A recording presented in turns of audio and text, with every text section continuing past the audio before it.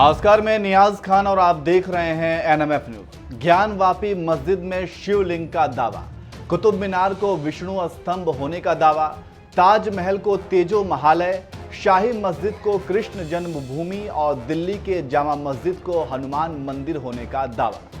Loudspeaker पर आजान versus Hanuman Chalisa और हिजाब विवाद। हालांकि हिजाब विवाद थोड़ा पुराना हो गया। ये वो तमाम ज्वलंत मुद्दे हैं जो आजकल समाचार चैनलों के स्क्रीन पर छाए हुए हैं, अखबारों के हेडलाइंस बने हुए हैं।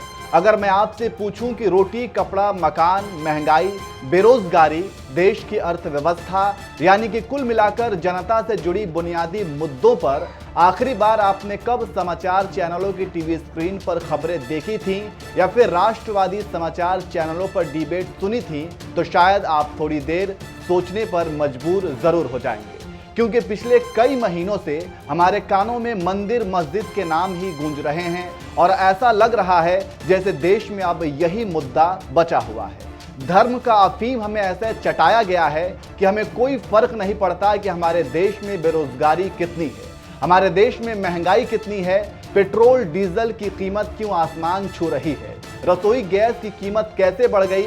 शायद इसलिए कार्ल मार्क्स ने कहा था कि धर्म एक अफीम के नशे की तरह है। कार्ल मार्क्स ने ये बात चाहे किसी भी संदर्भ में कही हो, लेकिन आज के संदर्भ में कार्ल मार्क्स की ये बात बिल्कुल फिट बैठ रही है।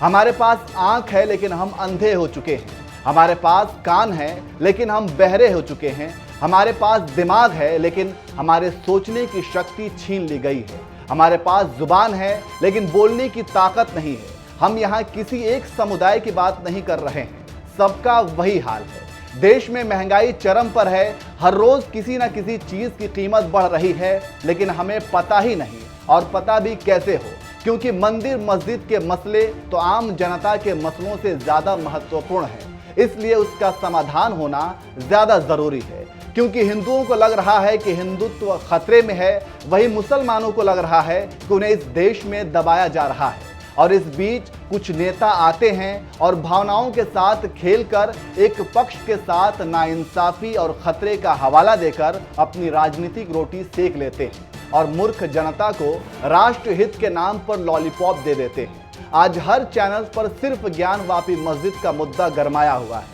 इसी बीच गुरुवार को यानी आज 19 मई को रसोई गैस सिलेंडर की कीमतों में दूसरी बार बढ़ोतरी हो गई है, लेकिन इसकी खबर कोई समाचार चैनल पर नहीं दिखाया जा रहा है। अगर कहीं दिखाया भी गया तो टीवी स्क्रीन के नीचे एक छोटी सी पट्टी दौड़ा दी जाती है। ऐसा लगता है कि इस खबर से आम जनता का कोई भी सरोकार नहीं है। सच पूछिए तो हमारे घरों में, हमारे घरों के हांडियों पर खतरा है, लेकिन यहाँ खतरा तो हिंदुत्व और इस्लाम पर बताया जाता है। आपको बता दें कि 14 किलो वाले घरेलू रसोई गैस सिलेंडर की कीमत में 3 रुपये 50 पैसे की बढ़ोतरी हुई है। वहीं 19 किलो वाले कमर्शियल सिलेंडर की कीमत में 8 रुपये की बढ़ोतरी हुई है। इस बढ़ोतरी के बाद अब देश भर के लगभग सभी शहरों में घरेलू सिलेंडर की कीमत 1000 रुपये से अधिक हो गई है। दिल्ली और मुंबई में घरेलू एलपीजी सिलेंडर की कीमत 1003 रुपये है।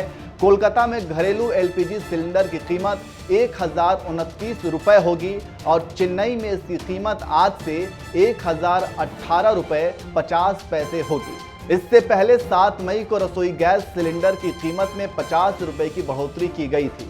तब भी घरेलू सिलेंडर के साथ साथ कमर्शियल सिलेंडर भी महंगा किया गया था।